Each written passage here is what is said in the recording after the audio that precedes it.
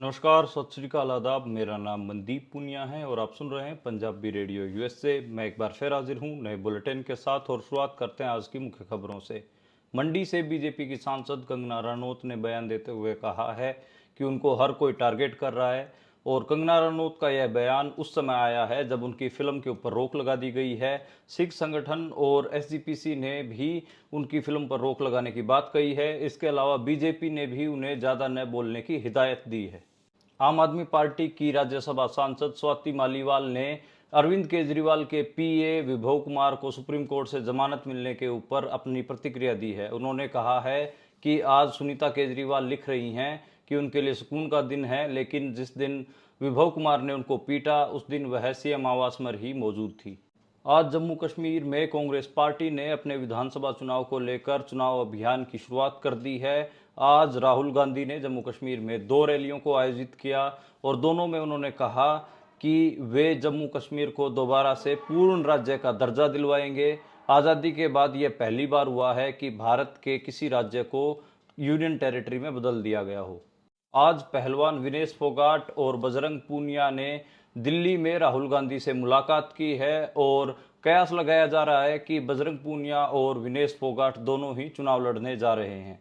हरियाणा विधानसभा चुनाव को लेकर जेजेपी और आज़ाद समाज पार्टी ने अपनी पहली लिस्ट जारी कर दी है, जिसमें उन्होंने 19 उम्मीदवार उतारे हैं। 15 जेजेपी की टिकट पर चुनाव लड़ेंगे और 4 उम्मीदवार आज़ाद समाज पार्टी की टिकट पर चुनाव लड़ेंगे। दुष्यंत चौटाला उचाना से चुनाव लड़ेंगे और दिग्विजय चौटाला डबवाली से अपना पर्चा भरेंगे। हरियाणा विधानसभा चुनाव को लेकर बीजेपी का गोपाल कांडा की पार्टी के साथ अलायंस होने की खबरें आ रही हैं। वहीं कांग्रेस पार्टी का आम आदमी पार्टी के साथ अलायंस होने की खबरें आ रही हैं।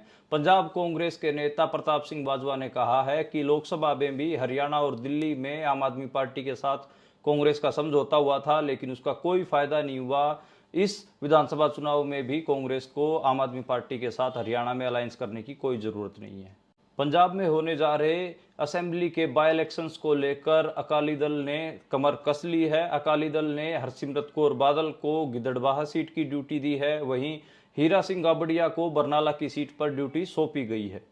ये थी आज की मुख्य खबरें। अब करते हैं इन खबरों का विश्लेषण और शुरुआत करते हैं पहली खबर से। पहली खबर कंगना रनौत के बारे में। कंगना रनौत के बारे में हमें बुलेटिन की शुरुआत करनी पड़ रही है, ये हमारे लिए भी थोड़ा सा शर्मनाक है और मेरे पत्रकारिता के कैरियर में अपने आप में ही अपमानजनक है, लेकिन क्या करें।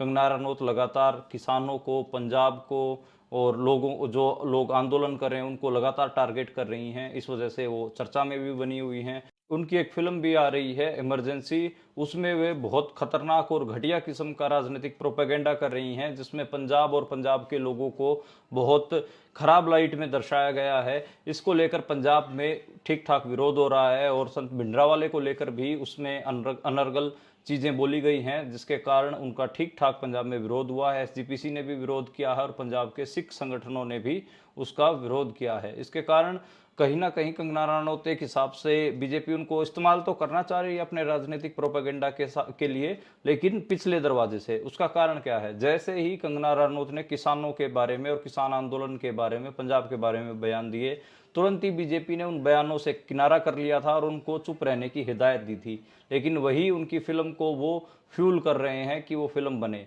लेकिन जैसे ही कहीं ना अब पंजाब में उनकी फिल्म के खिलाफ सेंटीमेंट खड़ा हुआ, हरियाणा में भी एक हिसाब से उस फिल्म का विरोध हुआ, उसके बाद कंगना रनौत की फिल्म के ऊपर 18 सितंबर तक रोक लगा दी गई है। 6 सितंबर को उनकी फिल्म रिलीज होने वाली थी, लेकिन अब उनकी फिल्म रिलीज नहीं हो रही है। उन्होंने अपनी फिल्म के प्रमोशन के लिए बहुत सारी जगह पर इंटरव्यूज दिए।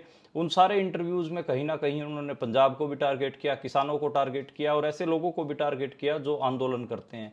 तो कहीं ना कहीं एक हिसाब से कंगना रनौत को एक हिसाब से तो बीजेपी पुश कर रही है कि वो उनके जो राजनीतिक प्रोपेगेंडा उसको पुश करे, लेकिन दूसरी तरफ उनको वो मना भी कर रही है। और जो हाई कोर्ट है, हाई कोर्ट में भी उनके फिल्म के खिलाफ केस चला गया है।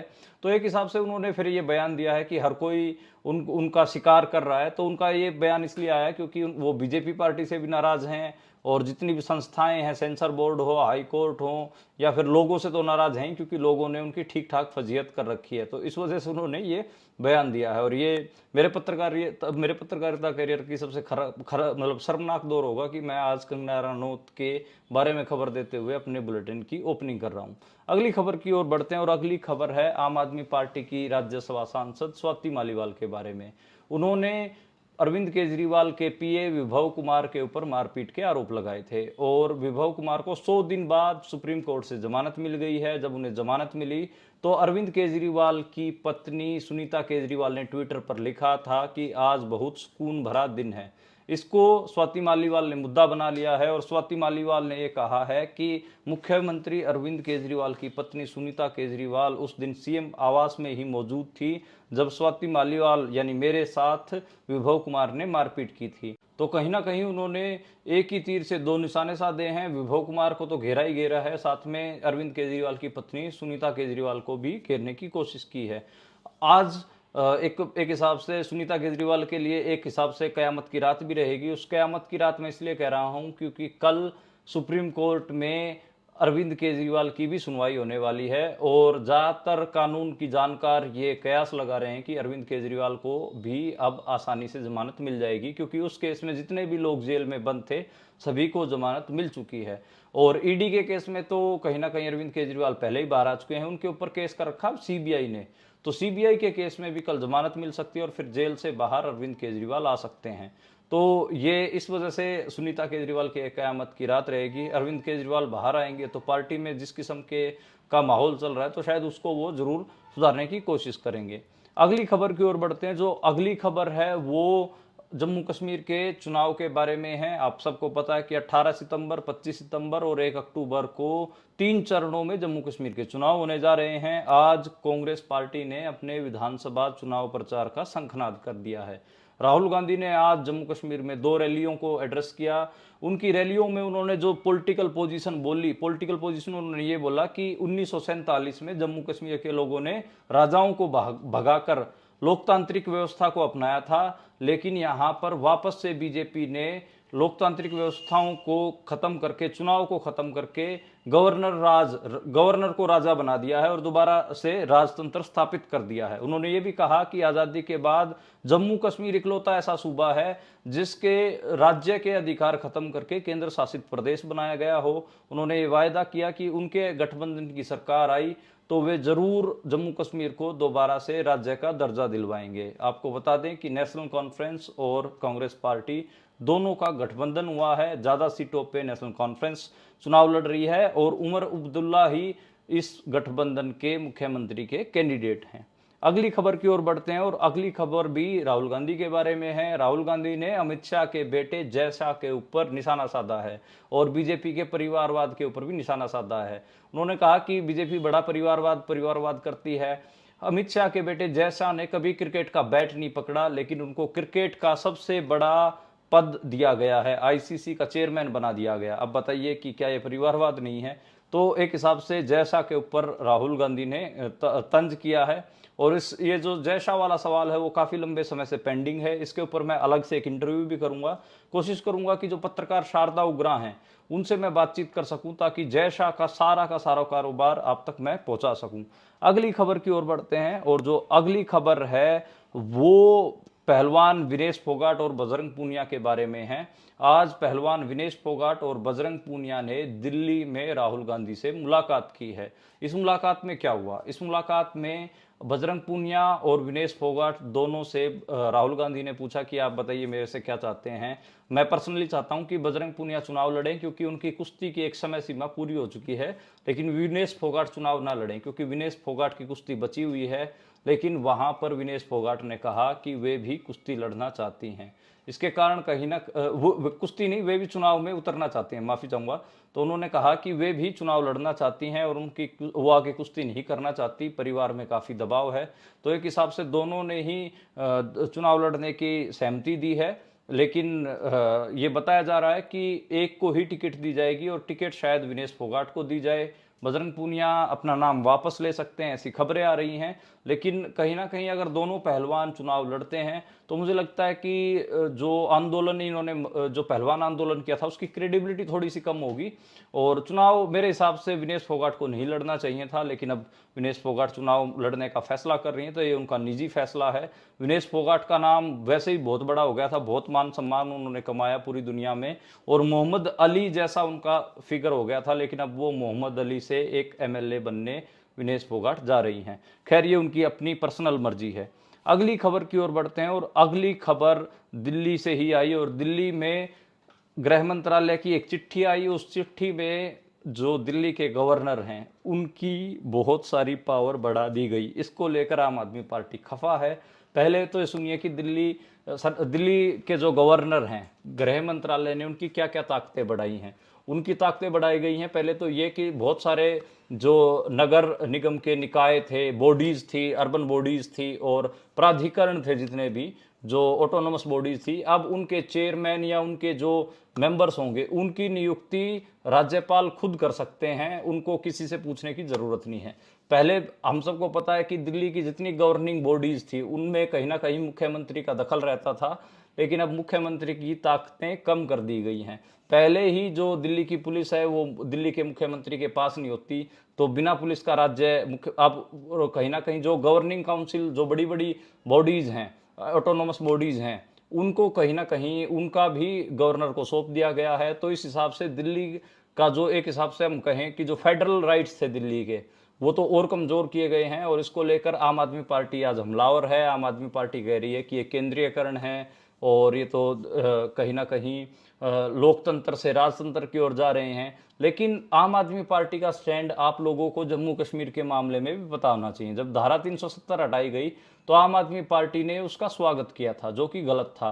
क्यों? जम्मू कश्मीर की क्या स्टेटहुड नहीं खत्म की गई? आपको उस टाइम पे बोलना चाहिए था कि ये गलत है कि किसी राज्य की आप स्टेटहुड खत्म कर रहे हो। दूसरा, उस समय ये भी एक बात आया कि आज आपके राज्य के ऊपर हमला हो रहा है, आपके फेडरल राइट्स के ऊपर हमला हो रहा, तब तो आप बोल रहे हो, लेकिन दूसरे राज्यों के फेडरल राइट्स के ऊपर हमला हुआ तब आप चुप रह रहे थे। तो कहीं ना कहीं इसको लेकर बहुत सारे सवाल हैं, और इसी वजह से जो आम आदमी पार्टी अब बार बार बोल रही है कि केंद्रीयकरण हो रहा है, उनके फेडरल राइट्स के ऊपर हमला हो रहा है, तो कोई बात बन नहीं रही। क्योंकि आपने पहले जम्मू कश्मीर के मामले में जम्मू कश्मीर के लोगों के साथ खड़ा हुए नहीं, तो अब लोग तो आपका मजा लेंगे ही। तो इस वजह से मुझे लगता है कि आम आदमी पार्टी की जो एक क्रेडिबल वॉइस थी वो अब इस मामले में नहीं दिख रही है। अगली खबर की ओर बढ़ते हैं, और जो अगली खबर है वो हरियाणा विधानसभा चुनाव से रिलेटेड है। हरियाणा विधानसभा चुनाव को लेकर अभी तक कांग्रेस और बीजेपी, जो कि दो बड़ी पार्टियां हैं, उन्होंने कोई लिस्ट जारी नहीं की है। हो सकता है कि कल शाम तक बीजेपी और कांग्रेस की लिस्टें आए, लेकिन जेजेपी पार्टी ने अपनी पहली लिस्ट जारी कर दी है। जेजेपी का आजाद समाज पार्टी यानी कि चंद्रशेखर आजाद की पार्टी के साथ अलायंस है। 19 टोटल सीटें अनाउंस की हैं, जिसमें से 15 जेजेपी के कैंडिडेट हैं और 4 आजाद समाज पार्टी के कैंडिडेट हैं। दुष्यंत चौटाला खुद जींद की उचाना सीट से चुनाव लड़ रहे हैं, वहीं उनके भाई सिरसा की डबवाली सीट से चुनाव लड़ रहे हैं। डबवाली वही हरियाणा पंजाब का बॉर्डर, जहां से मॉडिफाइड जीपें मिलती हैं, वहां से दिग्विजय चौटाला अपना हाथ आजमाएंगे। मेरे को लगता है कि दोनों ही भाइयों की जमानत जब्त होंगी। दोनों ही हाईली रूरल सीट्स हैं, हाईली एक हिसाब से किसान डोमिनेटेड सीट है, और किसानों को कहीं ना कहीं किसानों को दिक्कत है दुष्यंत चौटाला से भी और दिग्विजय चौटाला से भी। दोनों से दिक्कत इसलिए है क्योंकि जब किसान आंदोलन चला तो यही चौटाला ब्रदर्स बीजेपी के साथ राज भोग रहे थे, और अब चुनाव में जाएंगे तो इनकी हालत खराब होने ही वाली है। वैसे जेजेपी कितनी भी टिकटें अनाउंस कर दे, चाहे सारी लिस्ट जारी कर देती है, हर एक सीट पे उनका डिपॉजिट मतलब एक हिसाब से जमानत जब्त होना तय है। अब अगली खबर की ओर बढ़ते हैं। जो अगली खबर है वो हरियाणा में आम आदमी पार्टी और कांग्रेस पार्टी के अलायंस को लेकर है। कहा जा रहा है कि दोनों पार्टियों का अलायंस हो रहा है, तो इस अलायंस को लेकर बहुत सारे स्वाभाविक सवाल हरियाणा के वासियों के मन में भी उठा। जब कांग्रेस पार्टी अकेले चुनाव जीत रही है और आम आदमी पार्टी का तो हरियाणा में कोई जनाधार ही नहीं है, तो ये अलायंस क्यों हो रहा है? तो इसको लेकर कहीं ना कहीं एक समझदार जवाब सेंटर से भी चल के आया। राहुल गांधी जो हैं संसद में, वो लीडर ऑफ अपोजिशन है, वो समूचे विपक्ष के लीडर हैं, वो सिर्फ कांग्रेस पार्टी के वहां पर लीडर नहीं है। इंडिया ब्लॉक जो उन्होंने बनाया था, जिसमें आम आदमी पार्टी भी शामिल है, वो उनके लीडर हैं। इस वजह से ये कहा जा रहा है कि उनके ऊपर दबाव है इंडिया ब्लॉक का, इसलिए वो आम आदमी पार्टी को सीटें देना चाहती हैं। लेकिन मामला दूसरा भी है। दूसरा क्या है, जैसे हरियाणा में कांग्रेस पार्टी स्ट्रोंग है, वैसे ही दिल्ली में आम आदमी पार्टी स्ट्रोंग है, और दिल्ली का चुनाव भी 6 महीने के अंदर होने जा रहा है। ऐसे में कांग्रेस दिल्ली में अब तक पिछले 10 सालों में खाता नहीं खोल पाई है। 2014 के बाद एक भी कैंडिडेट अपने जिता नहीं पाई है, और कांग्रेस पार्टी चाहती है कि अब की बार कम से कम 7-8 विधायक दिल्ली में कांग्रेस पार्टी के बने। उसके लिए उनको आम आदमी पार्टी के साथ अलायंस करना पड़ेगा, और वहां पर आम आदमी पार्टी तभी कांग्रेस पार्टी को सीटें देगी जब हरियाणा में कांग्रेस पार्टी कुछ सीटें आम आदमी पार्टी को दे। आम आदमी पार्टी की हरियाणा में हर कॉन्स्टिट्यूएंसी में 500, 700, 1000 पर्चियां हैं, यानी कि 1-1000 वोट आप मान के चलो। कोई ज्यादा पर्चियां, ज्यादा वोटें हरियाणा में नहीं है आम आदमी पार्टी के। लेकिन आम आदमी पार्टी के को 5 सीटें देना मजबूरी कांग्रेस की दिख रही है। हालांकि आम आदमी पार्टी ने अपने औकात से ज्यादा सीटें मांगी हैं। आम आदमी पार्टी ने पूरी 10 सीटें मांगी हैं, और कहा जा रहा है कि 5 सीटें देने के लिए कांग्रेस तैयार है। लेकिन बात यह कही जा रही है कि अगर अरविंद केजरीवाल कल बाहर आ गए तो बात 6-7 सीटों पे भी बन सकती है। अब आम आदमी पार्टी का हरियाणा में कोई ज्यादा जनाधार नहीं है, ये सबको पता है। कोई बड़ा लीडर भी उनके पास नहीं है। निर्मल सिंह और चित्रा सरवारा अंबाला से होते थे, वो आजकल कांग्रेस में वापस चले गए हैं। वो 2 ऐसे अकेले नेता थे जिनका खुद का कोई अपना आधार था, बाकी तो आम आदमी पार्टी का कोई आधार नहीं है। तो इसलिए आम आदमी पार्टी को कहीं ना कहीं हरियाणा में मुश्किलें तो होने वाली हैं, लेकिन अगर गठबंधन हो गया तो 5-6 सीटें जितनी भी मिलेंगी सब पे वो चुनाव जीत जाएंगे। इसको लेकर जो पंजाब कांग्रेस के नेता हैं प्रताप सिंह बाजवा, उन्होंने भी एक कायदे की बात की है। उन्होंने कहा कि जो लोकसभा चुनाव में दिल्ली में और हरियाणा में आम आदमी पार्टी के साथ गठबंधन हुआ कांग्रेस पार्टी का, उसका कोई फायदा तो हुआ नहीं। हरियाणा में 1 सीट कुरुक्षेत्र दी गई, वही आम आदमी पार्टी हार गई। दिल्ली में तो आप लोग 7 के 7 सीटें हार गई, जिसमें 4 सीटों पे आम आदमी पार्टी लड़ी थी, 3 पे कांग्रेस लड़ी थी। तो उस अलायंस का कोई फायदा तो हुआ नहीं। अब हरियाणा में वो अलायंस करके क्या फायदा, इससे तो पंजाब में पंजाब की कांग्रेस का मोरल डाउन होगा। ये प्रताप सिंह बाजवा की स्टेटमेंट है। मुझे लगता है कि उनकी अपनी रुचि रही होगी इस चीज को लेकर, क्योंकि हम सबको पता है कि पंजाब में आम आदमी पार्टी का ग्राफ दिन ब दिन डाउन जा रहा है, और प्रताप सिंह बाजवा ये स्टेटमेंट देके दिखाना चाहते हैं कि कांग्रेस और आम आदमी पार्टी एक नहीं है पंजाब में, कम से कम। ताकि दोनों में अगर टकराहट दिखाएंगे तो जो नुकसान आम आदमी पार्टी का पंजाब में हो रहा है वो कांग्रेस के फायदे में तब्दील हो जाए। हालांकि अकाली दल भी कोशिश कर रहा है कि वापस आए गेम में, और बहुत सारी तरकीबें अपनाई जा रही हैं। पंजाब की पॉलिटिक्स में जो जिमनी चुनाव होंगे, यानी कि बाई इलेक्शंस होंगे, उनको लेकर मैं एक अलग से वीडियो जरूर करूंगा। उसमें ये सारे गणित की गुत्थियां जरूर खोलने की कोशिश करूंगा। अभी हम अगली खबर की ओर बढ़ते हैं, और अगली खबर रिलेटेड है गोरक्षा के आतंक को लेकर। हरियाणा में गोरक्षा के लोगों का आतंक लगातार फैलता जा रहा है, और मैंने कल आपको खबर सुनाई थी कि एक हिंदू लड़के को जो सिर्फ 12वीं क्लास में पढ़ता था, आर्यन मिश्रा, उसकी हत्या गोरक्षकों ने कर दी थी। इसको लेकर उनके पिताजी से गोरक्षा के लोग मिले, गोरक्षा के सरगना लोग मिले, और उन्होंने कहा कि हमें लगा कि आपका बेटा मुसलमान है, इसलिए हमने उसको मार दिया। तो इसके बदले में आर्यन मिश्रा के पिता ने बहुत कायदे की बात कही है कि उन्होंने कहा कि आपको इस बात का दुख है कि आपके हाथ से ब्राह्मण की हत्या हो गई, लेकिन अगर कोई मुस्लिम मारा जाता तो आप खुश होते। ये बहुत बेहुदा है। किसी मुस्लिम को भी मारने की आपको लाइसेंस किसने दिया है? तो आर्यन मिश्रा के पिता ने जो बात कही है वो बहुत जायज है। और क्या किसी गोरक्षा के नाम पर किसी मुसलमान की हत्या जायज है? अब की बार तो चलो इनसे जो एक ब्राह्मण लड़का मर गया, बहुत दर्दनाक मौत उसको दी, उसकी गाड़ी का 30 किलोमीटर तक पीछा किया, और फिर उसके गर्दन में गोली मारकर उसको मार दिया गया। उससे ये पूछा भी नहीं गया। अगर ये गोरक्षक इतना ही अगर वो होते तो गाड़ी को चेक करते, गाय का मांस होता या नहीं होता, उसका आई कार्ड चेक करते, सारी कुछ ऐसा नहीं किया। गाड़ी पीछे लगाई और उसको गर्दन में गोली मार दी। और अब गोरक्षा वाले नाटक कर रहे हैं कि हमसे पाप हो गया, हमसे ब्राह्मण हत्या हो गई है। अच्छा, अगर मुस्लिमों की हत्या हो जाती तो आप खुश होते, आप एक दूसरे के गले में मालाएं डालते। तो ये कहीं ना कहीं ये ब्राह्मण हत्या का जो रोना गोरक्षा रो रहा है, ये आतंक में ही काउंट हो। और किसी भी मुसलमान की हत्या का इनको लाइसेंस नहीं मिला हुआ है।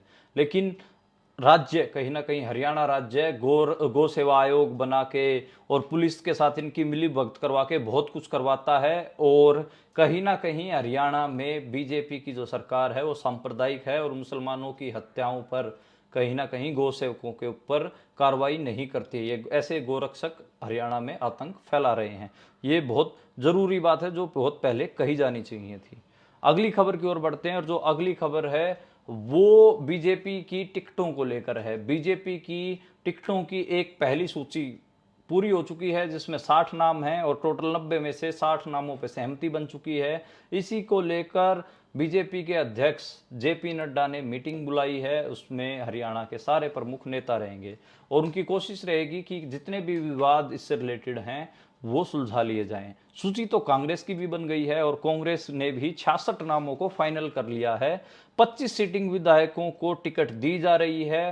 टोटल कांग्रेस के पास 32 सीटिंग विधायक हैं। सात विधायकों के टिकट के ऊपर अभी संशय चला हुआ है। 7 विधायकों के नाम कहीं ना कहीं रोक रखे हैं, और कांग्रेस की पॉलिसी है कि वो सिटिंग विधायकों के टिकट नहीं काटेगी, लेकिन फिर भी कुछ सिटिंग विधायकों के ऊपर संशय चल रहा है। तो इसको लेकर बहुत सारी बातें हैं कि कांग्रेस के ऐसे विधायक जिनको ईडी ने या फिर सीबीआई ने गिरफ्तार कर रखा है, भ्रष्टाचार के आरोप जिनके ऊपर हैं, उनको कांग्रेस टिकट नहीं देना चाह रही। कांग्रेस पार्टी कहीं ना कहीं, और कांग्रेस पार्टी में जो टिकटों का बंटवारा है उसमें ये भी देखने को आ रहा है कि भूपेंद्र हुड्डा ज्यादा पावरफुल बनकर उभर रहे हैं, और जो इंचार्ज हैं दीपक बाबरिया वो भूपेंद्र हुड्डा की साइड ज्यादा ले रहे हैं।